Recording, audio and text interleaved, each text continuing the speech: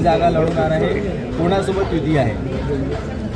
आमची नैसर्गिक युती हिंदुत्वाच्या आधारावर शिवसेनेसोबत आहे, ती या ठिकाणी कायम आहे। या ठिकाणी शिवसेनेला सोबत घ्यायचं असं आम्हाला सूचनावरतून प्राप्त झाल्या आणि शिवसेनेच्या नेतृत्वाने सुद्धा या ठिकाणी हीच भूमिका ठेवली की या मध्ये जागा त्यांना द्यायच्या आणि शिवसेनेला एक या ठिकाणी आम्ही 8 जागा आम्ही देतो आहे शिवसेनेला आणि 8 जागांवर शिवसेना आपल्या चिन्हावर लढेल। त्या जागा ज्या आम्ही युनॅनिमसली ठरवलेल्या की जिथे शिवसेना निवडून येऊ शकते, जिथे शिवसेनेचं चिन्ह चालू शकते, शेवटी आपला मित्रपक्ष आहे, ताटात का आणि वाटीत का, वाटातलं कधी ताटीत येणार नाही, ताटातलं वाटीत जाणार। त्यामुळे आम्ही ही भूमिका घेत 8 जागांवर शिवसेना आणि उर्वरित जागावर 58 जागांवर ही भारतीय जनता पार्टी चित्रकूटमध्ये निवडणूक लढली। बरे एक फार ठिकाणी असं झालेलं नाही आहे, 3-4 ठिकाणी आहे। काही ठिकाणी बदल हा आवश्यक असतो,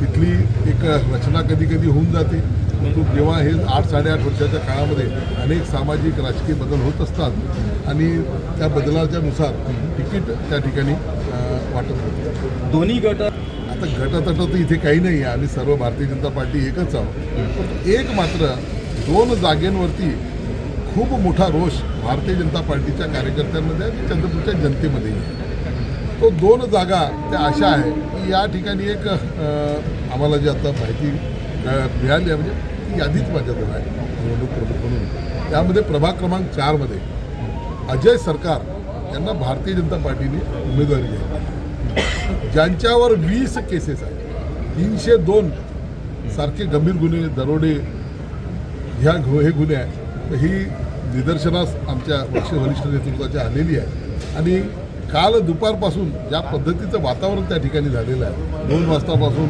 2 तासांनी सर्व काल त्या ठिकाणी कर्फ्यू सदृश परिस्थिती निर्माण झाली आणि 302 ही कदाचित वरच्या वरिष्ठ नेतृत्वाच्या लक्षात आली नसेल म्हणून ते एक आहे। आणि मनोज पोतराजे यांच्या प्रभाग क्रमांक 3मध्ये ज्यांनी माननीय मुख्यमंत्र्यांच्या विरोधामध्ये कॅम्पेन चालवलं, त्यांच्याच कुटुंबातसुद्धा या ठिकाणी उमेदवारी दिलेली आहे। हे 2 आहे। आणि अजय विमल सरकार यांनी माननीय मुख्यमंत्र्यांची जेव्हा सभा चंद्रपूरमध्ये होती, ही सभा उधळून लावण्यासाठी सुद्धा त्यावेळेस प्रयत्न केले होते, त्याचे व्हिडिओ फुटेज आहे।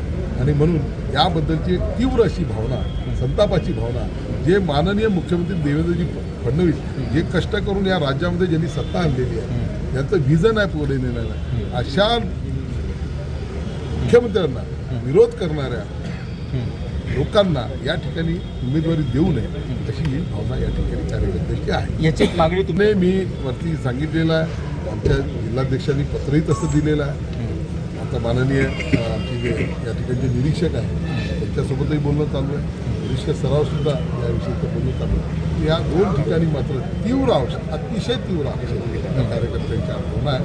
तीच भावना माझी इथला लोकप्रतिनिधी म्हणून आणि निवडणूक प्रमुख म्हणून आहे। तर याविषयी एक बदल होणे अपेक्षित आहे। लोकनायक न्यूज